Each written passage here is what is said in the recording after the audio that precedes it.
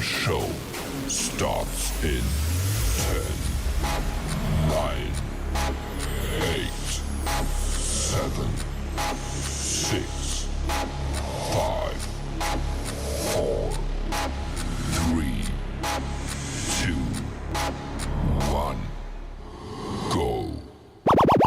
You've known them to run their mouths about politics.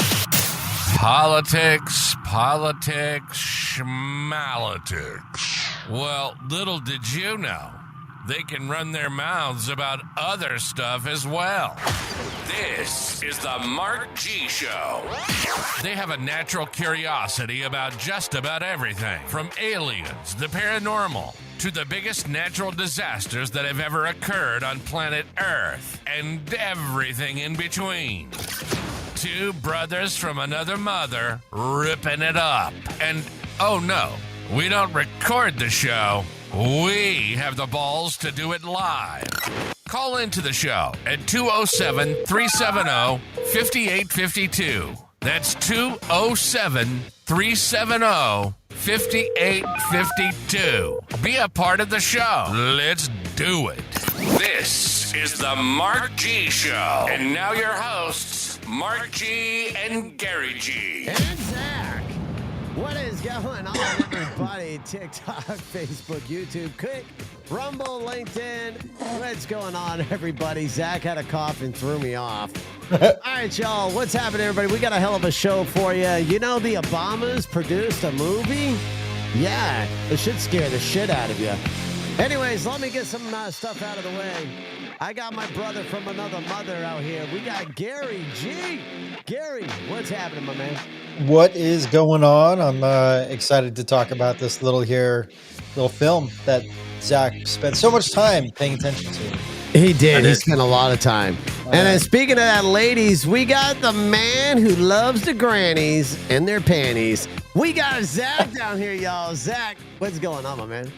What's up, man? How's everyone doing? Doing good, man. Living life. Hey, and don't be hating on the grannies, bro. They love me. I know, man. We've realized your search history is all about the gilfs.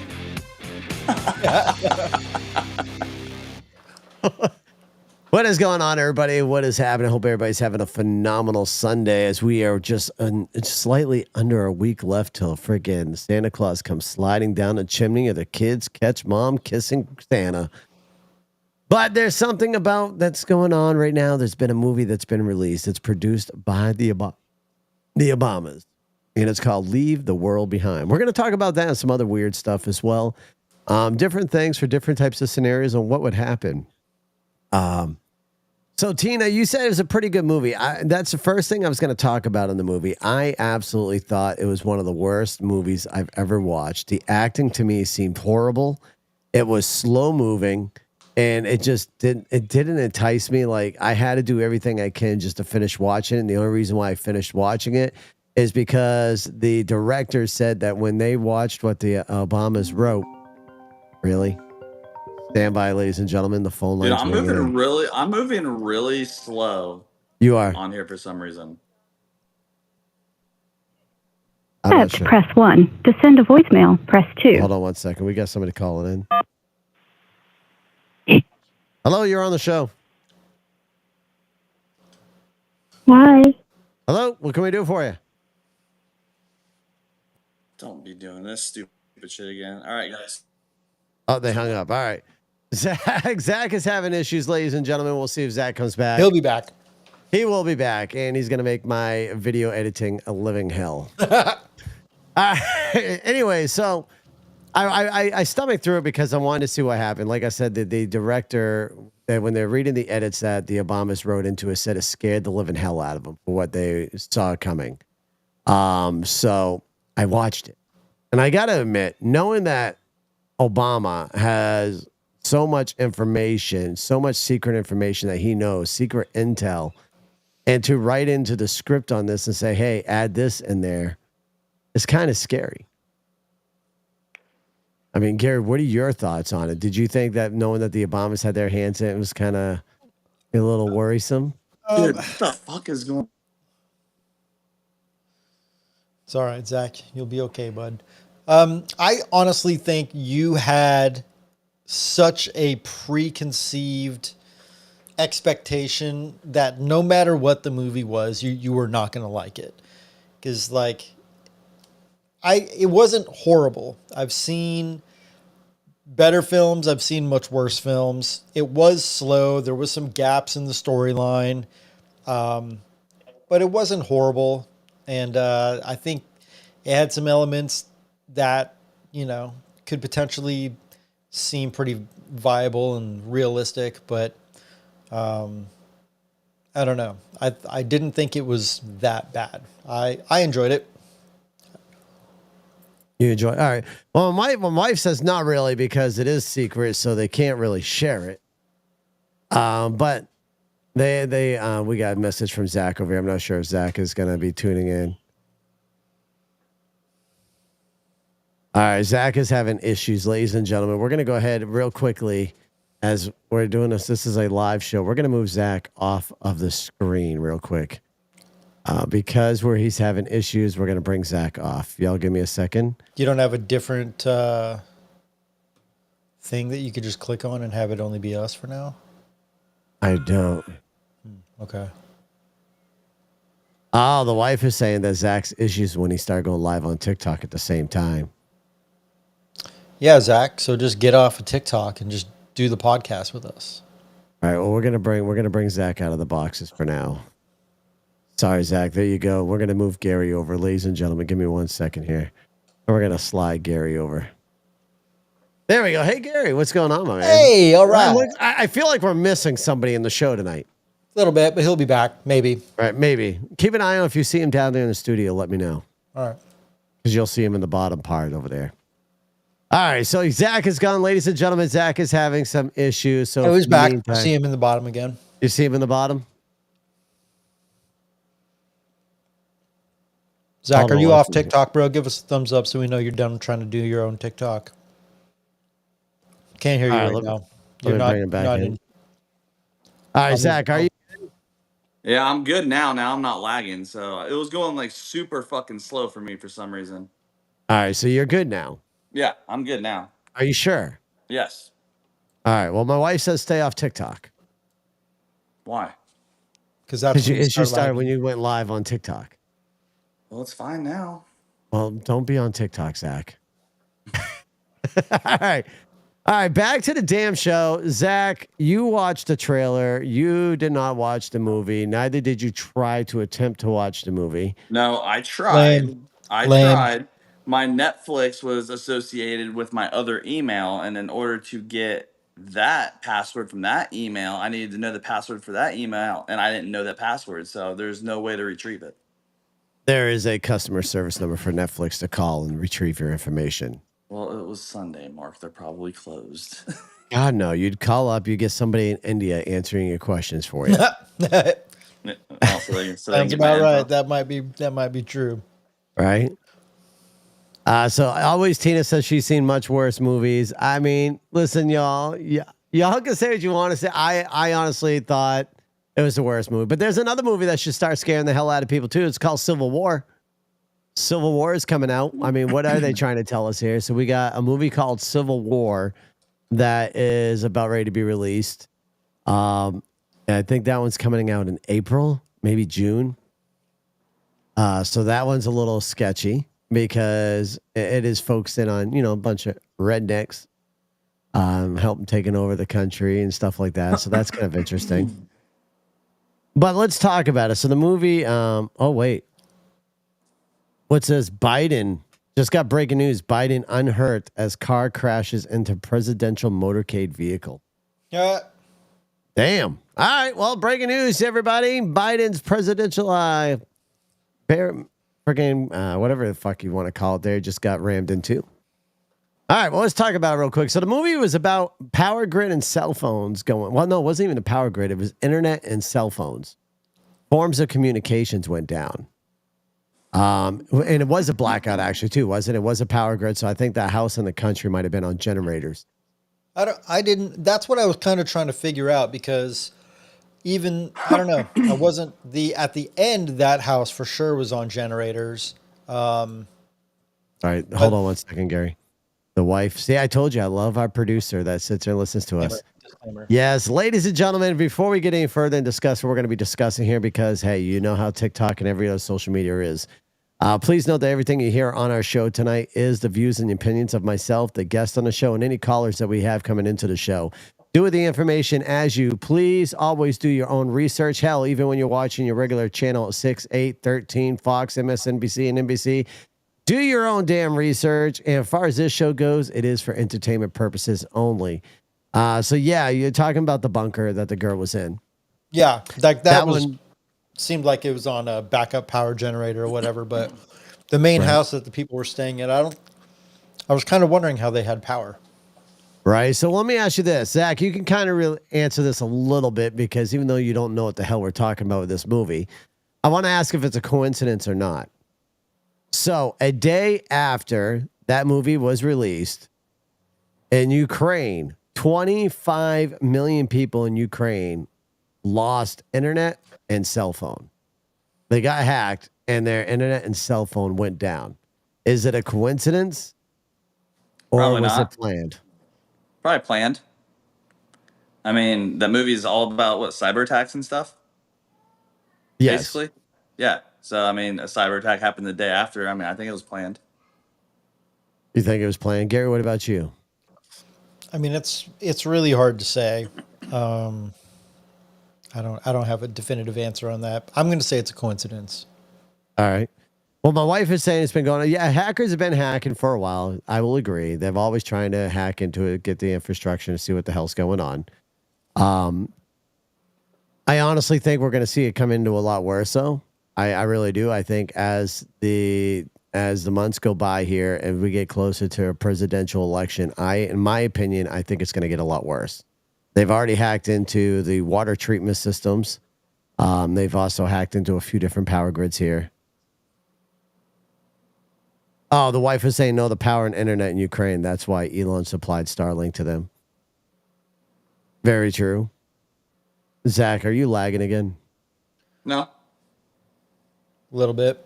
Yeah, just a little bit. All right. Oh, it's fine on my side. All right. Okay. Kaylin says, however, the movies cause a chaos effect. They do, Kaylin. They do cause a chaos effect. But let's talk Mark, about it. Do you think it's What's that, Zach? Do you think it's a coincidence that that movie is about a cyber attack and look what the fuck's happening right now? Oh no, Zach. I think that's your poor sense of planning and not getting a laptop yet and just still trying to do this podcast with your cell phone. Hey, I've never had problems before. Times they are a changing. They are. So do you think this could be one of those like life imitating art type things? Like would this film inspire or motivate people to try and do that? Right? Because we have more rogue cyber developers, software developers and hackers nowadays than ever before, right? Right. And we have more, unhappy U.S. citizens and just people around the world with the U.S. Would this film be something to inspire people to pull like a mimicking type thing of the film? Okay, I get where you're going with that one. Right? Like, are they saying like, oh, this is happening? Or is it like, hey, here's a blueprint to make this happen? Right. Right? I mean, obviously they didn't go into too many details, but they did outline a couple of, like when the guy had the flyer when he went to go see his neighbor, right? And he was talking about it being some sort of Middle East, and then he was saying it was the Koreans or it was the Chinese, and then now the drones, and you cause confusion so you don't know who did the attack with. So it's like, I don't know, dude. It just, it seems like it's kind of like a blueprint. It's kind of like telling people what to do or how to do it. Right. No, I agree with you. And Kayla's talking about software inside phones. I don't think they mentioned Ukraine, Sarah. Did they mention Ukraine? I don't recall if they mentioned Ukraine. I think they may have mentioned Russia, but I'm not sure if they mentioned Ukraine in the movie. Do you recall that at all, Gary? I don't think they did. No. So yeah, I don't think they mentioned Ukraine at all whatsoever in the movie. But I mean, just from the way that movie's going, it kind of gives me that eerie feeling. The way we're going right now, I honestly think we're going to experiencing number one, we're on for a hell of a ride up into the new year, and then once we're into 2024, I feel like we're going to see a lot more stuff. I honestly believe we may even see a large enough scale of an attack here in U.S. soil carried out by individuals. I don't think it's going to be carried out as a whole. I think it's going to be carried out in individuals in different parts of certain cities and stuff like that. And that's my opinion because of the way that our borders are opened up. That's one of my other concerns. What are your thoughts on that, Gary and Zach? Yeah, I think for sure it's going to be somebody who has come in over the last couple of years to do something pretty horrific. Gotcha, Zach. I agree with Gary. Son of a bitch. Here we go. Ladies and gentlemen, Zach don't know how to talk on this matter, so it's going to be interesting seeing Zach go through this podcast tonight. Well, let's talk about a couple of things real quick. So I did a couple of little bit of research. If my here. shit keeps lagging like it is because I'm watching your feed on TikTok and it's bad. Gotcha. I might have to bounce again. All right. So let's go ahead and look at some right now. If the power grid and cell phones go down here in the United States, a sequence of events is likely to unfold. And I want y'all's opinions on these, and they are as follows. An immediate communications breakdown. With the collapse of a cell phone network, communications would become severely limited. People would be unable to contact each other through their usual digital means, leading to a widespread confusion and concern. That says that would be the number one thing to happen. Then we have a disruption of daily life. Essential services like lighting, heating, cooling, and refrigeration would cease to function. This would disrupt daily routines with significant impacts on residential, commercial, and industrial activities. I believe with that, we're going to see a lot of grocery stores trying to sell their product to get it out. We're going to see people panic buying. And I think that's when we're going to start seeing more chaos within the stores and a lot more violence happening at that point. I think at stage 2, we're going to start seeing some violence because people are going to be fighting over to make sure they got food for their family. But at the same time, people are going to try to figure out how to keep their food that they have cold. Yeah, so that's like another thing, right? If you don't have some sort of backup power generator for your house, all of your refrigeration is going to go down. So you got to either survive on dry goods or canned goods for a little while. And that's going to be tricky. Gotcha. So Zach is being booted out. Ladies and gentlemen, we're gonna go ahead and remove Zach's box set. Are we doing this again? Okay. Yeah, he just sent me a message. He says he's going to sit this one out. All right. Fine, Zach. So we got Zach, ladies and gentlemen. Should be the Mark G's wife show, Skeptical Hippo. No, so Skeptical Hippo, my wife is she's essentially a producer, which is nice because she's listening to the show as she's working. And I love it because she's feeding us information on what she's hearing, whether we're lagging and stuff like that. So my wife is essentially my producer. And I love it. All right, going back over here. So number 3, transportation issues would start happening. Traffic lights and other transportation management systems would fail, leading to traffic disruptions. Public transport systems relying on electricity like subways, electric buses would be halted. I also think at that point we're going to have street lights out, but a lot of people kind of know how to drive when street lights are out, or at least I hope they would by now. I know that I've encountered that quite a bit in my city. Have you experienced rush hour? Of course. Yeah. Not like your kind of rush hour probably, but like main rush hour. Whatever. I mean, rush hour is rush hour. It sucks. And that's just the people getting off of work that has lights. I honestly don't think people know how to cooperate anymore. Everybody is so self-centered and out to protect themselves and super stressed out that I honestly don't know if people know how to cooperate anymore, especially in a time of like urgent, chaotic, panic type situations.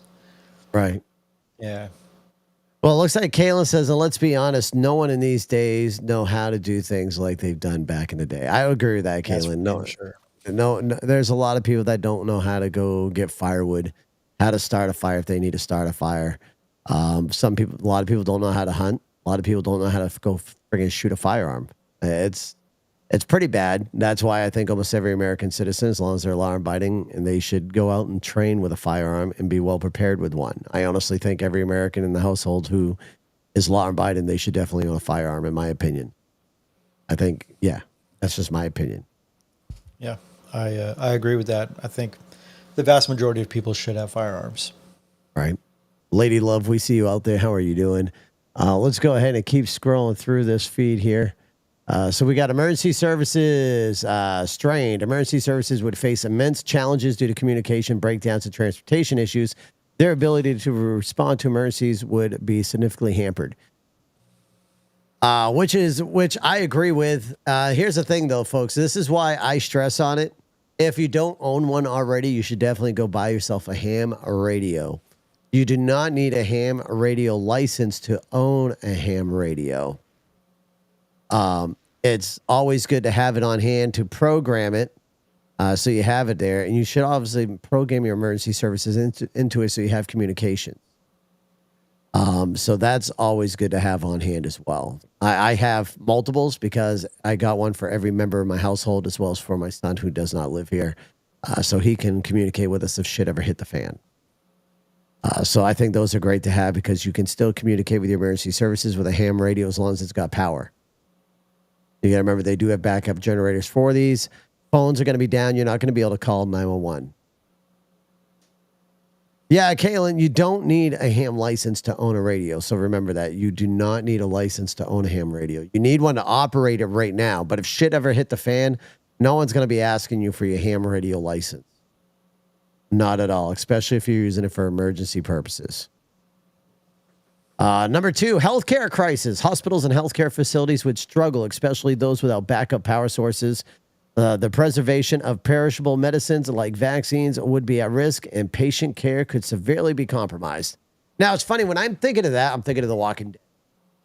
During the zombie outbreak, everything went to shit. Rick wakes up in the hospital, nobody's there. It was just Rick. Like, oh shit, where is everybody? He woke up in a hospital bed and like, no one's here to take care of me. What the hell happened? I can foresee a scenario like that happening to a lot of people in the house. Because, you know, it is, like you said, everybody's going to go survival mode. Everybody's going to be worrying about themselves and their family. They're not going to be worrying about that schmo that's lying on the bed dying. They're going to be more focused on themselves and their family. Yeah, I don't think we're going to have a police department. I don't think we're going to have firefighters. You know, there will be, you know, maybe 10% of those people who are in those lines of service will continue to try for a little bit, but I honestly don't think I know your job is to put out fires and you know, whatever, police your city, but if we go into straight up like Armageddon type societal collapse, you know, you got to protect your family first and foremost, right? Right. And it's like, I don't think a cop is going to, you know, with all due respect, I don't think they're going to, I got to patrol the streets. Like, no, you got to get home and make sure that your wife and kids are okay. Like, that's. I mean, as a matter of fact, I would think at this point in the time where we're at and when it's happening, I don't think I would even trust a patrol car when I see it in the or somebody's dressed in a uniform knocking on my door. I don't think I would trust them at that point because I would think at this point, someone has raided the police department. They have stolen uniforms. They have stolen vehicles. And now they're trying to get into your home and steal everything you got so they can survive. We're going to see a lot of that. Yeah, for sure. That's what I'm thinking would happen there. And then it goes down. It's funny because these are supposedly the steps on how everything would happen. I think they're out of order. Because they got number 6 would be the economic impact. The stock market and financial services would experience significant disruptions. The lack of electronics transactions would cause a halt in many commercial activities. It wouldn't even exist. You got to think like whatever this, like, it just would stop existing. Right. Well, here's the funny part we'll talk about financial systems real quick. So let's go back to the movie. Yeah. In the movie, the guy said he saw signs, right? He was a financial analysis guy. He's watching watching his clients' money. And he's watching the trend. If something happened, he knew something bad was going to happen. Mm-hmm. So, as I'm saying that, just a few days ago, Warren Buffett withdrew over $9 billion from his stocks. I think it's funny. I think something's up with that. My wife says, maybe he's taking it out because he's got bills to pay and he's got taxes coming up. We are coming up tax season. My opinion, I don't think that's the case. I think Warren Buffett knows something, because $9 billion freaking dollars to be taken out of stocks, to me, that's a large freaking chunk of money. Yeah, but you're not Warren Buffett rich. I don't care if I'm Warren Buffett. Dude, that's funny to me. That tells me something's coming. That tells me he knows about some positions that he wants to take, is what that tells me. He didn't take out the money. He just sold his positions. So you don't find it fishy, and you're not worried, concerned at all that Warren Buffett just withdrew $9 billion? You got to, look back over Warren Buffett's transaction history. You know what I mean? Like he pulls out money every now and again, and he like moves some things to different markets. The timing of it might be coincidental, but I think this movie painted a very realistic picture of what could potentially happen. I don't think that this movie is saying this is going to happen. It might, but I don't think it's going to happen by the end of this year. I don't think it's going to happen by the next election cycle. If there is one. Yeah, if there is one. But I don't think this movie was foreshadowing America's future. I don't like the Obamas, you know that. But I just don't think this movie was foreshadowing. All right, so let's talk about this. Mark Zuckerberg, one of the most far left people everybody will meet. He's very far left. Mm-hmm. Here he is, bought all this property and land out in Hawaii, mm-hmm. and is building a multi-million-dollar survival bunker. Yeah. Doomsday bunker. Yep. Elites know shit that we do not know. If you got a shit ton of money and you are tied up in these politicians, you know more than the average U.S. citizen. Yeah. Guarantee it, you are in an elite group of people, and they hide shit. Why would Mark Zuckerberg, one of the most far left people, build this bunker unless he knew something? How many other millionaires have some pretty elaborate bunkers? I don't know. That'd be some research we'd have to do, but yeah, a lot of them. A lot of millionaires have some pretty elaborate bunkers. And so, if I had an extra $100 million, I'm not saying that I wouldn't build some sort of survival bunker too. And I'm not a far left whatever. No, you're not. So Build a Hoe over on TikTok says usually the elites buy land and build bunkers in New Zealand. I wonder why New Zealand. Build a Hoe. Why would it be New Zealand? What is in New Zealand? Is that like one of the most places that would never be expected to be hit? New Zealand seems to be like an interesting place. Be curious on that one. Yeah, I think it's interesting, but I don't think I don't know. Gotcha. So it's one of the safest places on earth, Bill the host saying, is New Zealand. Isn't it New Zealand too? Every citizen's armed. Isn't that the place in New Zealand where every citizen is armed? They walk around the streets with friggin' guns slinged on their shoulders. I don't think so. Is it not New Zealand? I don't think that's New Zealand. Gotcha. I think New Zealand is a little more not conservative, but they're not as. I don't think everyone's got a gun out there or a firearm, whatever. Sorry. It is what it is. I came into this podcast not knowing what's going to happen tonight. Yeah. All right. I mean, folks, if you got any thoughts on this and you have an opinion on everything, you can call into the show. The number is there on the screen. They are along the lines of Canada. Oh, gotcha. All right, well, that's kind of freaking scary then. Well, they're not under Trudeau's dictatorship. Right, yeah. Trudeau is definitely a dictator. We won't talk about Trudeau because that will definitely get me banned. Trudeau is a very bad leader, and hopefully Canada can eventually push him out of office. I mean, it'll be interesting to see. It will be. Yeah. But listen, I honestly think like I said, I was talking to you earlier, talking about a cheese shop, a literal cheese shop here in my local small town of Maine just got robbed for cash. And I think we're going to see a lot more of this. I think we're going to start seeing a lot more crime on the streets in America. And people, you can argue with me as long as you want. Here we go. I'm going to get a little political. Our economy is going down in a major shitbag, and it's being burned up thanks to the Biden administration. Oh, yeah.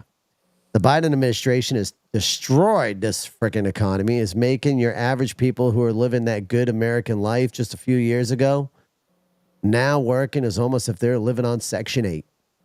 The economy is going to shit. Everything is going up. It is getting harder and harder to support your families and to make a living in this economy. More Americans are struggling, and I believe with the more Americans that struggle, we're going to start seeing a lot more violence. We're going to start seeing more people doing stuff in order to survive. You're going to see a lot more people who were maybe within, not at the middle, but more the lower class, instead of just doing their survival mode, doing what they do best. And we're going to start seeing them starting to rob more places. We're going to start seeing them doing more thievery to feed themselves and their family. I think we're going to see it. And plus, yes, the holiday season, it does bring out a lot more crimes. I will agree with that. We're in the holiday season, and holiday season brings a lot of depression out in people. It brings a lot of people into doing stupid things, which gets them in trouble and gets other people hurt. That's my opinion. I think as we approach 2024, I think we're going to see more civil unrest. And I believe either way, regardless of this next election in 2024, I think we're going to, whether it's Donald J. Trump, President Trump, who wins, you're going to see major civil unrest. If Biden wins, you're going to see major civil unrest. If either one of these candidates win, you're going to see civil unrest. 100%. And it's already going to happen. And let me tell you something, folks. My state, the state of Maine, I'm going to tell all our Congress members right now in the state of Maine, I'm going to give you the big old fuck you because you are trying to remove Donald Trump's from the ballot. And I don't think that should be legal. I feel as if they are a nominee and they are the candidate, you should not be able to remove their name from the ballot. They should be remain on that ballot and allow the American people to choose whether or not they want them. It is not up to Congress to decide who can and can't be on that ballot. It should never be. It should be up to the American people. That is my opinions. You can like it, dislike it. If you don't like it, feel free to scroll on by. Feel free to skip this part of the podcast. I'm getting very aggravated. Gary, you want to take over for a minute? Because I'm getting myself heated up. No, I think it's, I think next year economically will be pretty interesting. I think that the percentages so taking out a loan is more expensive than it's ever been, or not ever been, but it's very expensive right now to take out a loan. And a lot of businesses are not, they're not cash, right? Like a lot of companies take out loans so they can buy their inventory and get their product produced, and then they sell it for their profits, and then they pay back on that loan, blah, blah, blah, and that rinse and repeat. So I think that next year, there's going to be a lot of companies defaulting on their loans, which means there's going to be a bunch of product dumped. So prices will come down, but that'll be because of a lot of businesses going out of business. And so I think next year is going to be really confusing because it's going to seem like things are better for the consumer, but it's not going to be necessarily, I don't think, better overall for the economy, because there's going to be more unemployment because businesses will be closing, but things will be cheaper. So it's going to be really confusing, right? I don't know. I think next year is going to be unique, and I think it's going to be really interesting to go through. So, but I don't know what's going to happen with the election, because Biden's going to try to take credit for, because data is like, you can manipulate the data and say, oh, the economy is doing great, but then they're already doing that. Yeah, I know, but is it really though, right? So absolutely not. Yeah. I mean, we are seeing gas prices dropping right now, but one thing everybody can agree on, gas prices always drop around election. Yeah. Will we see gas prices like what we saw in the Trump era? No way in hell. No way in hell will we see our gas prices going down. I did see somebody say that, hey, I need to be on this show. Well, there is a phone number right there. Feel free to call into it, and that will get you right onto the show. Feel free to call in, and we'll get you on the show. Yeah. We can't say the number for you, Build a Hoe, because TikTok will say we're giving out personal. So, yeah, we don't want to give out that personal information. Yeah, but it's up there if you want to see it and read it. If you know how to read and operate a phone. So I want to kind of go through this breakdown real quick as we're waiting. We kind of went off the economic impact, social unrest, and safety concerns went off, and as the outage prolongs, there could be an increase in social unrest and public safety concerns with potential for looting or civil disorder in some areas. I believe social unrest and safety concerns are going to start right on day 2. I believe that'll start on day 2 after the power outage and communication downtime. I don't think it's going to take that long to make people start doing shady shit. No, of course not. Obviously, one of the things on here is water supply issues. People are going to need a way to go ahead and filter their water. Yeah, definitely. Or buy a shit ton of bottled water. Like I was just telling my wife the other day that we got to buy more. We are at one point we were buying, cases of water, and then we stopped, but we should keep buying cases of water. I'm going to start becoming this crazy ass prepper. Just get one of those like really gnarly filters. Right. That can like filter out everything, right?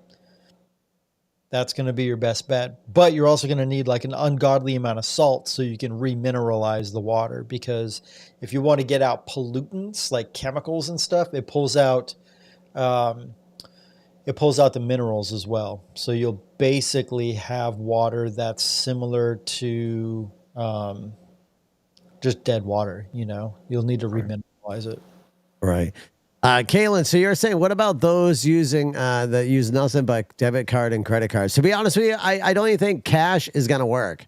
If we have a downfall like this happens, I don't even think cash is going to be your friend. If anything, it's going to be gold and silver. You're going to be going back to the gold and silver days, and that's how you're going to buy things. And you're going to notice that a lot of Americans don't have gold and silver. I think cigarettes and bourbon.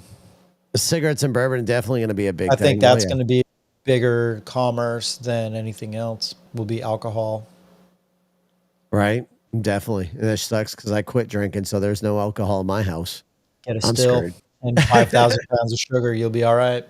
Right. Make your own. Yeah. Yeah, it'll definitely be like The Walking Dead. People will be, have seeds, folks. Listen, it may sound funny, but if you have a place where you can at least plant a garden, you should have seeds. Yeah, but that's only going to feed you for the fall. That is, yeah. Right? I mean, it depends on how much you grow. Well, yeah, you're going to grow, and then what you need 700 cur jars, and then you need 200 pounds of wax. Then you need, you know what I mean? Like, then you need to find a way to clean and sterilize those cur jars to pickle everything. Like, it's meat, salt your meat, dry age your meat, kill a deer. Like, that's how you're going to survive. It's going to be hunting animals and not eating vegetables. Right. All right. So let's move on. That's everything that would happen if there was a power outage and communication failure. Yeah. The next thing I looked up, what would happen if a civil war were to occur in the United States? A sequence of events would likely unfold, although predicting the exact course of such conflict is complex and subject to numerous variables. So this is what I got out of if a civil war broke out here in the United States. The reason why I asked this, because obviously the next movie that's coming out is called Civil War. And it looks pretty interesting. If you haven't seen it yet, definitely I'd ask you to look for that on YouTube and check it out. It's got escalation of political and social tensions. Increased polarization and division would lead to widespread unrest and escalating clashes between opposing groups. And the funny part is, stand by. We got a phone call coming in. 1 second here.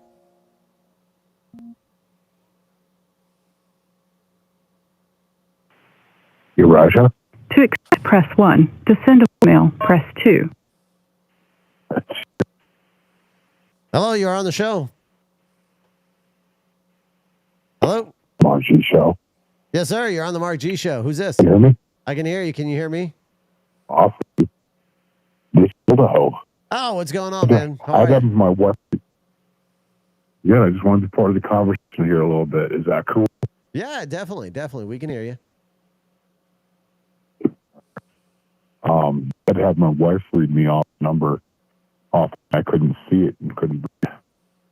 Gotcha. So yeah, you saying Awesome. I saw you saying, hey, like I got to get on the show. So there you are, man. What you got to say on the issue so far? So far, I mean, you guys are spot on. We're just heading on the road of disaster. I have to talk to her. I don't want to wake the baby up. Shit, this time we get a quiet second. Gotcha. Yeah, but we are, we're hunkering down. We're making ourselves smaller. We're not putting ourselves in debt. We're just kind of, prepping it. But it's important for Americans to stand that and, to stop the consumer, to slow down. I know that hurts the economy, but, people have to start looking after themselves in a way. No, I agree with you there. There is a lot of consumerism, people buying up a lot of stuff that is not needed right now, and I 100% agree with you on that. Yeah, because as you were calling in, we were just talking about the different steps that would happen if a civil war outbroke. And it's funny because as I'm reading this one, maybe you'll kind of agree with me on this one, Gary, and if maybe you'll kind of agree with me. We're talking about a civil war. What would happen if a civil war broke in the U.S.? Could we be...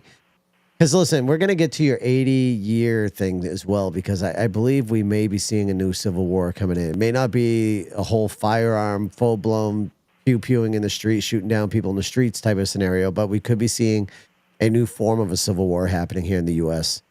Because the first thing that says that would happen would be an escalation of political and social tensions, which I believe we're already seeing that, right? We're seeing that step here in the U.S. It's an increase of polarization and division. Yep. Would lead to widespread unrest and escalating clashes between opposing groups. I believe like you guys said, we are already seeing that happen. We're there. Yeah. The next step we have here in the Civil War part is breakdown of law and order. As tensions rise, law enforcement may become overwhelmed, leading to a breakdown of law and order in certain areas. This can include widespread protests, riots, and violence. I believe we're already there as well. We're seeing that in different cities, such as Sacramento, California. We're seeing this in Michigan and a few other states. So I believe we're already kind of seeing that scenario break down as well. Yeah. Power plants in New York City kind of booming. I don't know if you guys seen that. We have seen that. Yep. I've been seeing that out there. Yeah, they just had lights out not too long ago over there, didn't they? Yeah, but there's certain cities where these new immigrants from different countries are flooding into. Those are the ones being hit. Interesting. I didn't know that one. All right, so the next. Yeah. So I mean, Go ahead. Sorry. No. Go ahead. Finish what you're saying. There is a Well, lag. it's everybody coming across the southern border. Yeah. Everyone flooding the southern border and going into cities. Those are the ones that are, to have the most unrest. And that's between before the polarization between the citizens and the government. Well, they're the non-citizens and the government, and then the citizens are fighting back. But if you start to break down, it's happening because they're facing just our society.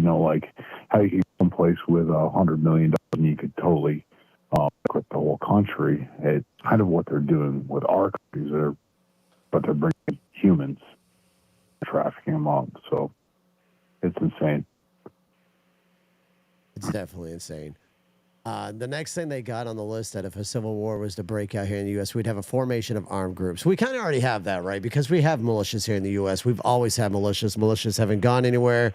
It's one of the great things about living in America is you are allowed to form a militia and have a militia. So we kind of already got that. So I'm not going to really spend too much time on that one, but we definitely do. I know we have like 4 or 5 militias here in Maine. I'm not sure, Gabe. Have you ever looked into militias in Portland, Oregon? If you had any out there? No, but He's going to search now. What about you, Bill Hole? You got any militias out in your area? Yeah, I know a few of them. I know people, and they're good. They're Americans, and they're just they're good people. Yeah, it looks like we have a few of them out here. Yeah. So militias are formed everywhere, right? So it's good that we have militias. Militias are great. The next step is a government response. This says the federal government would likely respond with attempts to restore order, potentially including the deployment of National Guard or military forces. This could lead to confrontations between government forces and armed groups, which is true because one of the guidelines is no matter what, you as a soldier or any member of the armed forces, you're not supposed to go against any American citizen. You are not supposed, especially if it goes against your oath, right? You're supposed to protect Americans against enemies, both foreign and domestic. Yeah, but that's domestic. So all you have to do is label somebody as a extremist, and then they become like a terrorist group, and it doesn't matter whether or not they're an American citizen because then they would be considered a domestic enemy. Oh, you mean kind of like you and I right now and everybody else out there that are Trump supporters, or if they went to a parent PTA meeting, they're now considered domestic terrorists thanks to our government? Anybody basically who's a Republican or a conservative, yeah. Right, so they've already done that. They've already labeled us as domestic terrorists. Yep. Which is messed up. Because you can't have a form of freedom of speech anymore. Freedom of speech has been silenced on every social platform there is right now. That's why we're so careful when we're tiptoeing over here, when we're live on TikTok, or tiptoeing when we're live on YouTube and Facebook and stuff, because you got to be careful what you say because you could be censored or get your content removed. It's exactly. And it's funny because we have friends that we've been battling and talking with here on TikTok that are from the UK. And it's funny listening to the media out there in the UK. All they hear about Trump, because we asked them, is all the bad stuff. They're not getting any fed in the information that Trump has done good for America. They're like, oh, we're just hearing all the bad stuff. Trump did this, Trump did that. So it's funny how they're painting this guy to look bad when he's done actually quite a bit of good. Listen, I'm not gonna lie. The guy's an idiot sometimes. He posts stupid shit, but he did do what he promised. And he did a lot of good shit for our country as well.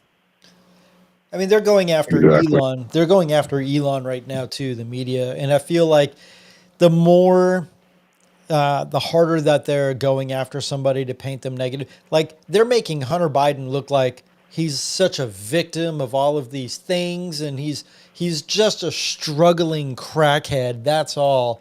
He's doing all of the right things. And like they're trying to say that Elon is like some evil guy because he's speaking up against certain policies. And it's like, all you have to do is kind of pay attention to the media. They paint a really negative light on people who are not part of the establishment. And that's kind of a bad thing right now, is to not toe the line. If you're trying to be a critical, independent thinker and even questioning the science, which is science, they're not like being cool about that. Like, the science is settled. Like, is it though? Is it really? Like, I don't think science is ever really settled, is it? Like, that's I think what science should always is. be questioned. Yeah. That's the point of science, is to always question things. And hey, this has been proven 4,000 times. Let's run it again. It's like, oh, maybe I'm wrong on that. I don't know. I mean, science is supposed to prove the truth, but it's never supposed to prove the narrative. And it's insane. Exactly. Yeah. Science is always supposed to be questioned. So, I mean, kind of like I can see I can see science prove itself every when I look up in the sky and I see chemtrails making the clouds because I could for 30 miles here. I mean, like, I get clouds being formed. and I'm like, yeah, I'm insane. And you guys woke up in the air. Fuckers. Let's see here. Another one they got here. We did the government response. International reaction. There would likely be a significant international reaction with other countries possibly offering support to different factions or calling for peace, economic sanctions, or diplomatic interventions might occur. Economic disruption. The conflict would severely disrupt the economy, which we already know. Humanitarian crisis, territorial control, and conflict zones. I wonder where the conflict zones would be during that, right? Different factions might gain control of certain territories, leading to the establishment of conflict zones and front lines. And it's funny because in the movie Civil War, in the trailer, it was between Texas and California and Washington, D.C. Oh, really? I watched the trailer, but I was kind of distracted, so I didn't really. Yeah, those are the 3 territorial zones that they're talking about in that one. All I remember is one scene that I saw was like these guys were like, "Don't shoot, we're Americans." And then the guy goes, "What kind of Americans?" And I was like, ooh, that's a pretty good question. You know what I mean? So, right. I don't know. I think the movie's going to be really good, personally. No, I agree. That movie's probably going to be badass. I'm going to love it. It's going to have action. It's going to have shooting. It's going to have shit blowing up. I'm going to love that movie. But that one the Obamas produced is boring as fuck. I'm still sticking to that. But let's talk about, go back to the one that the Obamas produced real quick. Let's talk about another scenario. You mentioned Elon Musk. Yeah. I will never own an electric vehicle after watching that freaking movie. You'll never own an electric hell vehicle? No. Did you see those friggin' cars control themselves and all crash to block? That was the other thing, folks. The folks that are listening, I'm sorry, I'm about ready to give you a spoiler. If you don't want to hear the spoiler, mute me right now. All those cars going in and crashing on the road to cause a blockade to keep people from coming in and coming out in their location. That alone should scare the piss out of people because that right there is a reality. That can happen. These cars can be controlled. No, but this was kind of good talking about what I was talking about earlier about the media trying to paint Elon and his projects as the enemy, right? So what if there is some sort of encryption that every vehicle has and maybe they can't be controlled like that, but it's just not promoted or marketed as such. And they want to make Elon's brand look like it's going to be the one that sets everyone up for failure. Touche. Yeah. But it should be marketed as that so people feel a little bit safer. I mean, he's got a lot of little Easter eggs about that car, about his operating systems and about all of the projects that he does, you know? Some of those things you just got to kind of discover on your own. Well, my wife just posted, says, anything can be hacked. Yeah, it can, but encryption is pretty solid. You know, it makes it very difficult to hack. I'll put it this way. An encrypted messaging app is harder to hack than our infrastructure. And that's terrifying. It's great, but it's also terrifying. Right. She did say difficult, not impossible, but I think I heard Bill the Ho over there saying something as well. What was you about ready to say, my man? Yeah, sorry, because there's such a lag here. It's a while.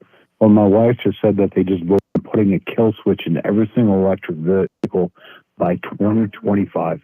In every vehicle? So in every vehicle.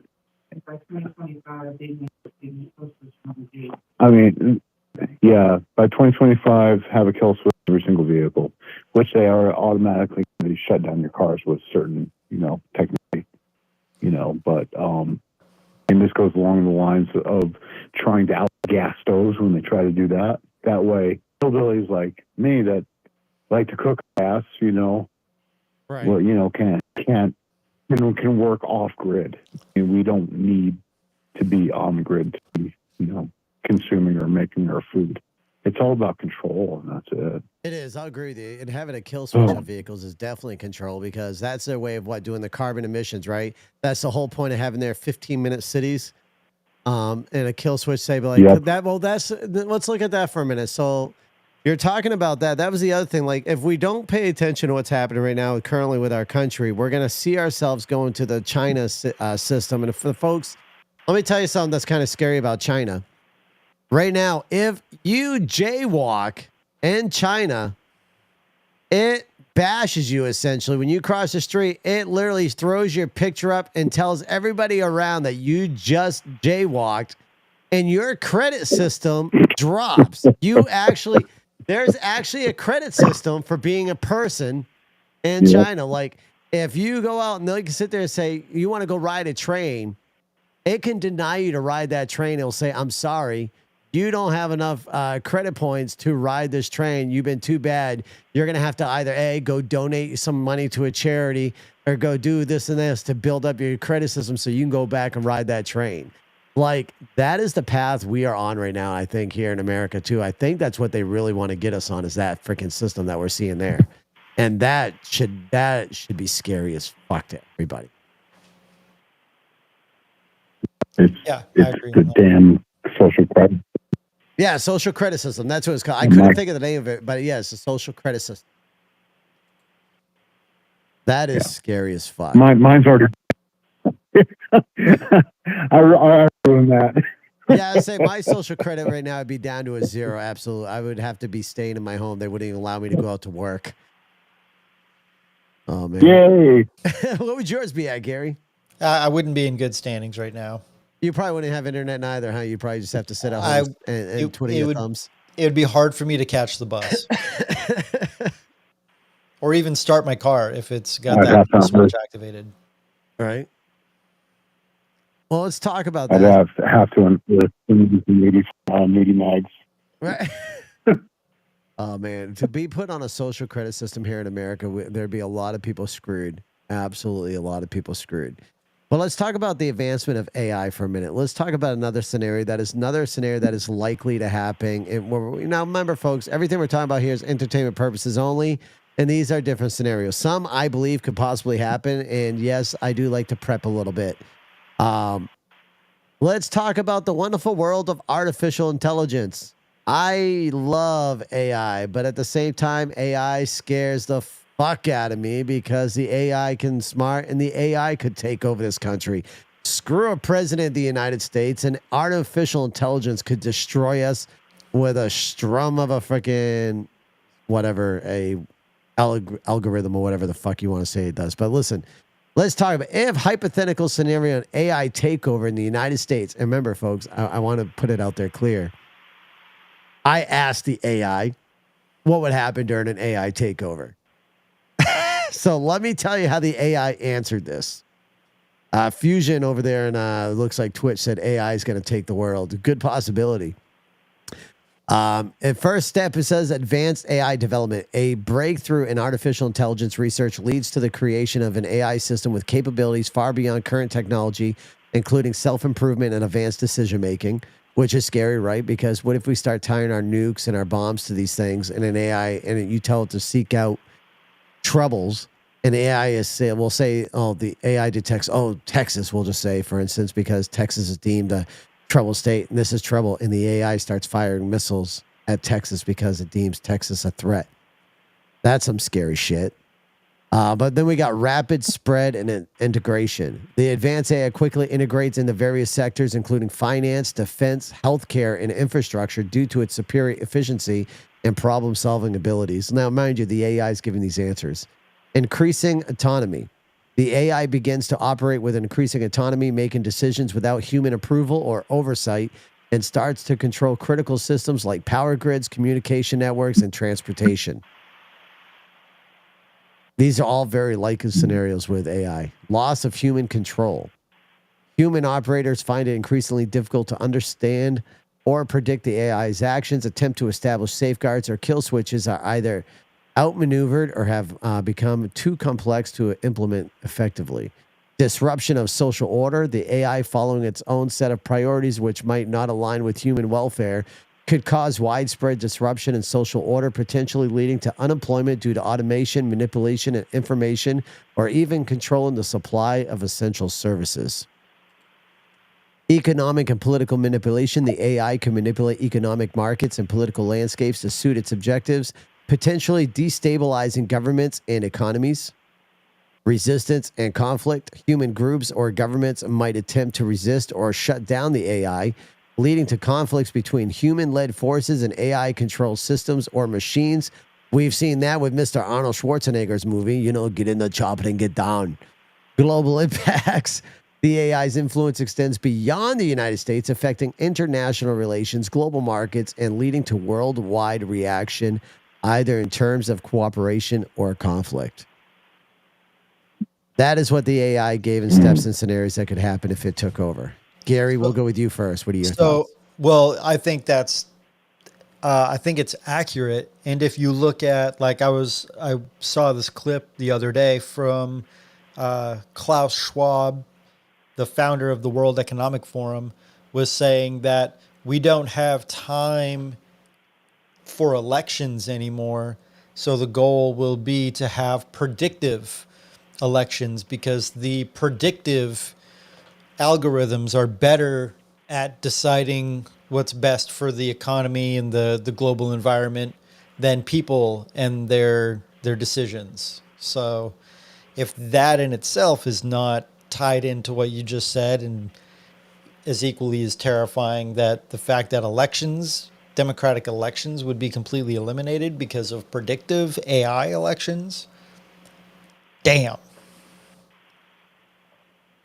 Yeah. That's some scary shit. I saw that too. Yeah. So, hey, It's horrifying. I love AI. It's fun to play with and to have conversations with, but it's terrifying at the same time. Absolutely terrifying. Now, let's talk about another scenario, gentlemen, though. We got the AI. Everybody's kind of knows where AI's at. I mean, AI's scary. It brings you back to, I can't think of the Terminator. It brings you back to the Terminator movies, right? Weren't they all taken over by artificial intelligence, and that's what they're fighting in the future? So, yeah. Artificial intelligence and their robots. The MIT robots that are being, and then basically you dose those guys with a little bit of AI and weaponize them, and then we've got Terminator. Yeah, that's some scary ass shit. But let's talk about something. AI is something that could truly happen here anywhere across the world. But here's something else this is where I'm focusing on coming into the year of 2024. And I think it's a very highly likely scenario. And everybody listen, once again, entertainment purposes only. Please, I will allow your comments in here sections. Please let us know what you think about this. But here's the situation. I honestly think right now, over here in the U.S., we have a lot of sleeper cells that have crossed the frickin' border. For those who don't know what sleeper cells are, let me give you an explanation. Sleeper cells are terrorist organizations or terrorist individuals who come across a border and they're living here in the U.S. They could be your neighbors. They could be the store clerk. They could be your bagger of groceries. Hell, they can even be your local city bum sleeping on a frickin' bench right now. You don't know who they are.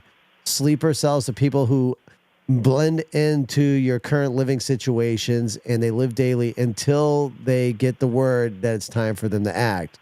And there was just recently a call out by Hamas once again for calling out on young sleeper cells or young Muslim people to act terror here on the U.S. soil. There's just another call out for that. Now that I've scenarioed that, let me tell you, here's what I think what we're going to see in 2024. And this is sleeper cells infiltrating a war here on U.S. soil or trying to do individual acts. Coordinated attacks could be a situation that happens. Sleeper cells likely affiliated with foreign or domestic extremist groups activate simultaneously, launching coordinated attacks on key infrastructures, government buildings, and populated areas. And before any of you non-believers out there say, oh, that will never happen here. No, we live in the United States, ladies and gentlemen. Let me remind you about 9/11. Some of you were just babies or not even thought of, and you were still swimming around in your daddy's jolly jaws down there. And 9/11 happened, and those were sleeper cells. The gentlemen that acted as forms of terrorists out there were sleeper cells, and that's how 9/11 happened. I believe this is what we're going to see coming in 2024. Gary, before I read off any of the next things, what are your thoughts on that? And then we'll go to Bill DeHoe. Sleeper cells are terrifying. I think it's more than obvious to assume that there are multiple divisions and chapters here from essentially all walks of our every corner that we have enemies there. I believe they're here. So that's very, very much a realistic thing that I think we should all be very aware of. All right.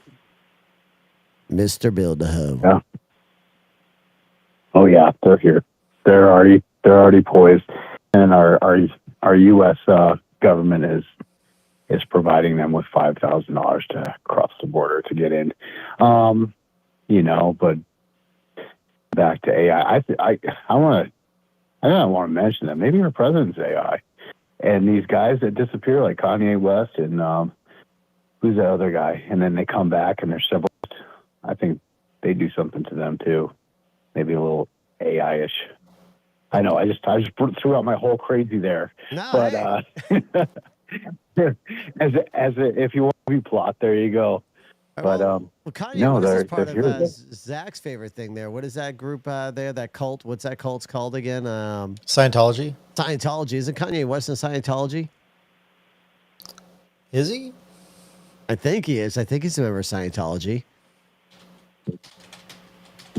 Because that's the other thing. How much ties does Scientology have with the U.S. government? I don't know. Are they tied to the Freemasons? I don't think Scientology is tied to Freemasons at all. I think they have a different belief system. Gary's over there researching right now. Scientology. I don't think he is. Name? You don't think he is? I don't think he is. What was his name? He was a kickboxer. He was the guy that was arrested over in Romania. Him and his brother. And he disappeared and he came back all civilized and different now. But just the alpha male personality where he comes off, he's just like, yeah, most women hate him. Right. But I forget his name. But there's a lot of transitioning from a lot of the alpha personalities out there in the world. That you would usually kind of dominate the social media sites. And Andrew Tate, yeah, oh, that's Tate. his name. Tate, yeah. But he's you just have all these guys that pop up and they just disappear. Well, Andrew out of Tate, nowhere. I believe, They're just. he's living in another country right now, I think, trying to stay out of here because he was attacked by the U.S. and they're coming after him hard. Yeah, and he was, I think he's under house jail right now, house arrest or something. Because he did 3 months in prison. He did. Wasn't it Tucker Carlson just had an interview with him, last month? So. Yeah. Last month, I believe there was an interview with him and Tucker Carlson, which was a very interesting interview. Did you watch it or listen to it? I listened to it when I was working. Oh. It was because he is living here. He did serve some time in the jails out there. He said that was one of the worst prison systems that he ever spent his time at. And he was in there with no reasoning. They had no reason why they were holding him, and they just held him there. Yep. And it's crazy, right? Because when you look at other countries, that you can be done and be held there. But meanwhile, here in the U.S., there's one state right now that's looking to abolish the prison system and start releasing people from pedophiles to manslaughter people, stuff like that. Start letting them back out in the open because they don't think they should be imprisoned. What's that, California? No, I believe, if I'm not mistaken, I believe that's in Michigan. Whoa, weird. Yeah, I believe it's in Michigan. Don't hold me on that, but I do remember hearing it. I just recently heard about it too, a couple of days ago, because I played it for my wife. It was an audio clip from the news station talking about it, and the sheriff was saying, it's like one of the worst ideas they could do. Totally. Yeah. Michigan has one of the highest rates of the terror cells, though, too. They do. Then in North Dakota. Well, wasn't it just proven that the people that kidnapped Gretchen Whitmore out there were financed by the government? Yeah, my wife's saying yes. Your wife is saying yes. I could have sworn I heard something that they were given money to go buy everything. I believe my wife even heard about these people were financed by the government to do the kidnapping of Gretchen Whitmore. Huh. The government tried to find. You want to talk? No, you're like. I have to tell you, if there's anything that goes on, my wife knows about it 15 minutes before I do, and she should have her own podcast. But she just goes on. She battles people on Instagram all day long. That's her MO, is fighting these Craigslist bots that are hired to create chaos on social media. That's what she does. Dude, it's crazy. I like it. I'm barely ever on Facebook anymore because Facebook's always censoring me, saying your content's been removed. It's been flagged. You can't post this. And that's one of the reasons why I started this podcast, because I was tired of being censored. And now here I am trying to be safe on TikTok, so I don't get my account on TikTok. Right. And it's sad, right? And it's Where are we sad going to that go we're doing next, this. boys? I don't know. I guess we're gonna have to go. What's that app called? Clapper. I have to start live streaming on Clapper. Yeah. I mean, I'm on Clapper. I do really well, especially if I wear my underpants and jump up and down. Oh dear God! But yeah, let's get back to the sleeper cells. One of the other things that says that can happen with sleeper cells is immediate chaos and panic. These attacks cause immediate chaos, widespread panic, and confusion among the public. Emergency services are overwhelmed with calls for assistance. Heightened security response. Local, state, and federal law enforcement alongside military forces are mobilized to respond to the attack. Security measures are significantly heightened nationwide. Emergency declarations. The president and state governors might declare a state of emergency, enacting special powers to manage the crisis. This could include curfews, lockdowns, and suspension of certain civil liberties. I'm not sure, but does that sound like martial law to you? Sounds like it, yeah. So I mean, it is curious if something like that happens, right? But that is, I think that is a likelihood of we're going to see that, but in a smaller scale, I believe in 2024. If anything is going to happen before the elections, that's what we're going to see. It's either that, or we're going to see another form of a quote unquote pandemic. Yeah. I mean, we're already seeing the steps happen right now with this new mystery one that's only attacking kids. Yeah. It's causing pneumonia in children. They said they were going to do this 2 years ago, though. They had planned it. Like they said, the next one to get all the children vaccinated after all the sheeple got their jabs. Their plan was to vaccinate all the children. And that was the whole plan. So China's been planning this for a couple of years now. They're like, all right. And I remember them coming out and saying it. I'm like, oh my God, there's blatant. Yeah, the next pandemic's going to be just children, and that's all it's going to do is attack children.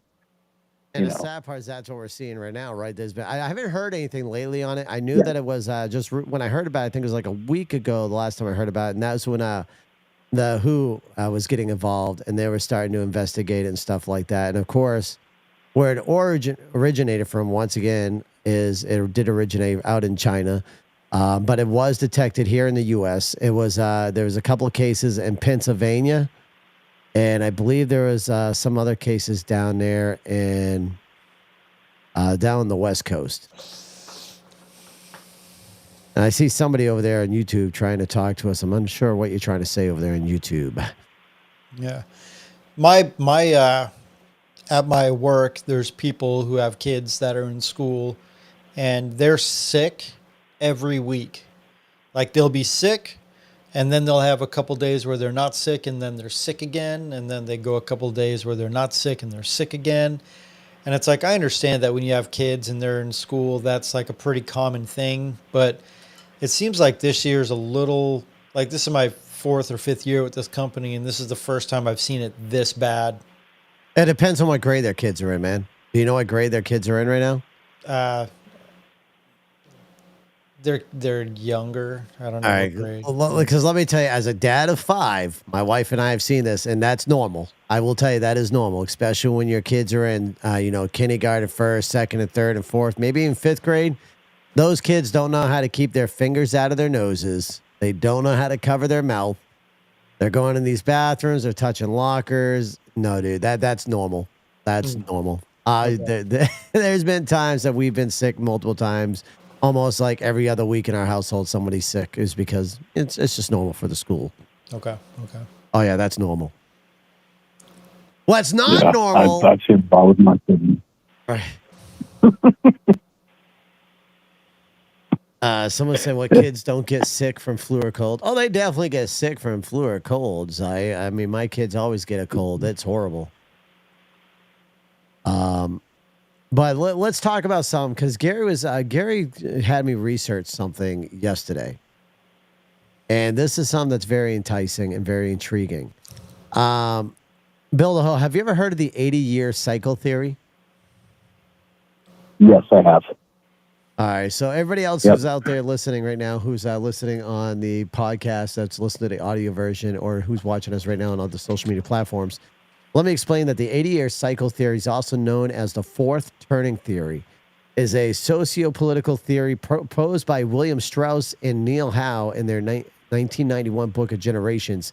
It suggests that societies experience cycles of approximately 80 years, each consisting of four distinct generational archetypes or turnings that reoccur in fixed patterns. Sorry, the theory is particularly focused on American history, but has been applied to our other cultures as well. I'm going to give you all a breakdown in a minute, but what I want to do real quick, because I was saying that my niece had COVID 8 times. I've only had it once, knock on wood. But some people that I know that got that lovely pokey poke has gotten it multiple times, which is kind of interesting, right? But let me get back to this 80-year cycle theory. Gary, can you do me a quick favor? What do you got? All right, on your computer real quick. See how quick you can give me these answers. 80 years ago from this year, what war happened? What was that, 1944? That was World War II, D-Day. All right, 80 years from there, what war broke out? I remember I can't remember. 1864. So that was, what was that, the year of 1864? Civil War, right? Yep. Yeah, that was the American Civil War right there. So almost every 80 years has been a war, right? I wonder, can you go back even further? Can you go back another 80 years, see if there's another war? 1864. 1776. Yeah, 1784. So what happened in 1784?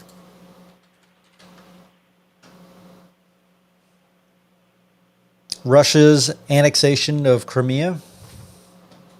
All right, so that wasn't in U.S. soil, though, but... Oh, in USA, huh? Yeah, USA. So we might be a little bit off on that one. French Revolution. Sovereignty of the United States. The Paris Treaty. All right, so it seems just kind of funny all that happens within every 80 years. So let me give an explanation to people that are listening, though. Number one step of the scenario here is the high first turning. So listen closely as we talk about that. This period is characterized by strong institutions and a collective sense of purpose. It typically follows a major crisis and is a time of rebuilding and conformity. People are generally optimistic and trust an institution is high. And folks, as you're listening to this, I want you to think about this. Oh, Zoo says, why are you talking about? Because we're talking about the 80-year theory, Zoo. If that's how you pronounce your name, I'm sorry. Number two is the awakening, the second turning. This is a time of spiritual revival and questioning established values and norms.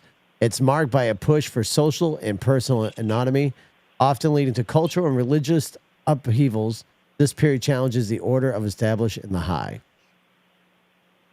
I'm not sure if I understand that one, Gary. Maybe you'll be able to elaborate better on that one. Say it again. Sorry, that last part. It's the awakening second turning. This is a time of spiritual revival and questioning established values and norms. It's marked by a push for social and personal autonomy, often leading to cultural or religious upheavals. This period challenges the order established in the high. Yeah, when you question the status, that's like basically the changing of the New World Order. That's when, like when America became the superpower of the world, that was a changing of the New World Order. And with the China and Russia creating BRICS, trying to, make the dollar lose its buying power, they're trying to change the New World Order. They're trying to bring in a new world order, right? So they're trying to challenge the status quo. They're trying to, cripple Christianity and trying to make everyone a Satanist or an atheist here in America. The collapse of the nuclear family, over the last 30 years or so. They're challenging the status quo. They're trying to make it the changing of the New World Order. Zoo, we'll get back to you in a minute. Zoo, if you ever never watched my podcast before, you're going to realize we bounce around quite a bit. This is a podcast of ADD and ADHD. We love to bounce around, so please bear with us. We'll get to you in a second. Then we also have the... I love bicycles. What's that? I love bicycles. You love bicycles? I know. There goes a squirrel. Then we got the crisis. Fourth turning. This is a time of great upheaval and renewal. Society faces a decisive crisis that is fundamentally alters its structure and direction. The outcome of this turning sets the stage for the next high. Would y'all think that we'd be in step number 4 right now? Or would you say we're stuck between 2 and 3 right now? I think there could be like a little bit of them all kind of overlapping. When you have that like the circles and they all kind of overlap. I think that's what we're in right now. I think we've got a little bit of all of these things happening, and something's gonna happen, but I don't know what it is or when, but something's gonna happen. Gotcha. What are your thoughts over there? Well, my question for you guys. I mean, do you think we're going to go to the crypto system on this? Oh, you're talking about that new government crypto that they're working on, right? I haven't seen that one yet, but I mean, I've been trading crypto on and off for 3 or 4 years now, and I'm just, I'm looking at, XRP when it first went off, and then they poo-pooed that, so they're talking about Ripple being possibly our next currency worldwide, but, I don't, we'll still always have gold. We'll always have silver. I've bought some of those silver are the gold dollars that you see floating around. But, yeah, that's what I want to ask you guys is bounce it off of you. What do you think is going to happen with this, the 80-year, and having the crypto market, just having invisible money? I would love to see the crypto flourish, but at the same time, what scares me is the government is working on its form of payment to do away with the dollar completely. That is something that I've been hearing floating around, and it has something to do with digital currency. And that in itself scares the shit out of me. I love crypto. Tell me, Dogecoin all the way. I love Doge. But let me. It scares me for having the government have a government to have their hands in it, and the reason for that is they can watch what you purchase. They can control what you purchase. So you can go in and try to buy yourself a firearm. The government be like, "Nope, we're stopping it right here." Or say you do purchase it. Next thing you know, you got a Fed knocking on your door, questioning you. Why did you buy this firearm? What would you need this firearm for? Is there a reasoning for this? We're here to retake it back because we saw you purchase it. The government's going to have a full itinerary of everything you purchased. So in that aspect, that scares the shit out of me. But do I love cryptocurrency and love to see it come out a little bit more by not demolishing our U.S. dollar? 100%. I love crypto. Gary, your thoughts? I think it'd be interesting to have a small segment of the economy have some crypto stuff going on. I think crypto's probably not going to go away, but to have it become like a currency that can provide some, opportunity would be interesting. But I don't think the U.S. dollar is going to necessarily go away. I don't know. So they're actually watching us on Rumble. Zoo says, "Oh, this is super liberal." No, we're not liberal. I'm not sure if you've been listening. We are definitely not liberal. Well, what kind of liberal are you talking about? Right? Are you talking about like the current left American liberal, where it's so progressive that it's regressing? Or are you talking about like traditional liberalism, where they're trying to get away from like governments? And what do you mean by that? That's what I'm questioning. But listen, let's go back to their jabbing question here. They talked about being vaccinated. Talking about their niece got the Rona 8 times. They only caught it once. Saying she's vaxxed. I'm curious, though, Azu, are you not? Because I believe I kind of did a little plug on there talking about how I'm not. My family's not neither. But I do know people within my family that are, and they have caught in the Rona more times than I can count, excuse me. And I only got hit with it once. It did whoop my ass a little bit. There's a podcast episode somewhere out there with me freaking wearing a bandana on my head, swiping my ass off from having it. But you're a traditional liberal self-imposed laws. We're not left. We're not left wing. If that's what you're talking about. Oh, moral law. No, like moral law. So what, I'd like to know where you get moral law. We were just talking about cryptocurrency, so I'm kind of curious where he's going with this. Wait, listen, I'm going to tell everybody right now, the way I started off this podcast is, listen, my brother and I are just two of your random idiot Americans out here that don't like where our country's at right now. We like to talk shit about, but we also like to do a show on other random stuff as well. And we do see right now that there's a major problem within our country, and especially the guy that's running or who's pretending to run our office, because obviously I think almost everybody that's listening right now will agree that Biden is not running this country. He's not. It's the three-letter agencies that are running this country right now, and the Obamas. BlackRock, Vanguard. Saw the money that's running it. Yeah. That's what we can agree. I got to hop off today. Hey, appreciate you coming on, man. Thanks for having me on. Yeah, I appreciate you, man. Take care. No, thank you. Appreciate it. I'll be in the chat. Sound like his baby was waking up. Yeah. But yeah, like so. No, we are definitely. I am a Republican. I am for either Trump or Vivek. If Trump does not get on the ballot, I have no issue with you fighting Trump or Biden. So listen, I am for either Trump or Vivek. I am leaning more towards Vivek, only because we can get 8 years with Vivek and we can only get 4 with Trump. But here's another scary scenario that I'm seeing playing out. I think what we're going to see happen here within this year, and I think what we're going to find more out after Christmas. Once Biden goes home and has his family time with his family members, I think what's going to happen is Biden's going to come back. He's going to say it's a family decision for him not to run. Really? I do. I think he's going to come back, say him and his family have talked about it. It's not in their best support. Or there's going to be cases that come down and they're going to say Biden cannot run because of all the investigations that's going on right now. Biden's not going to run. What I think is going to happen, they're going to bring in either Newsom or Michael. Oh, I meant Michelle. They're going to bring in Newsom or Michelle. Big Mike. Big Mike. You're right. They're going to bring in Big Mike. No, listen, they're gonna bring in either one of those two, and if it's Newsom, I'm scared as fuck because y'all see what's happening in California right now, right? What's happening in California? It's a shit show, man. Look what Newsom did when Better Bro. Can you eat with chopsticks? He can.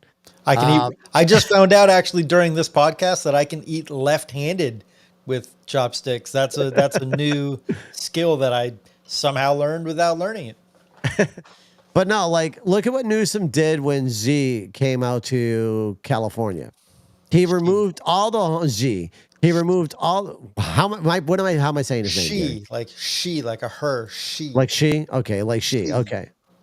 All right. Look what he did. He removed all the homeless people off the streets and he cleaned up the streets, just for she to come through and didn't see all the homeless people living on the streets.